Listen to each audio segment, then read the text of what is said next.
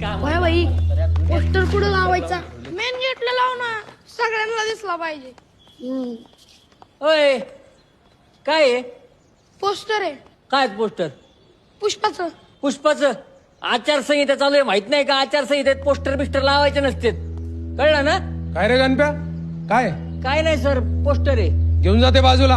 हा हा हे काय चाललंय सूचना क्रमांक 1 आज या क्षणापासून ते निकाल लागेपर्यंत कोणत्याही प्रकारच्या प्रचारावर बंदी असेल.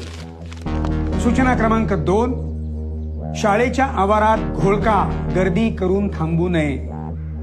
सूचना क्रमांक 3 कुठल्याही उमेदवाराच्या विरोधात किंवा समर्थनात घोषणाबाजी करू नये.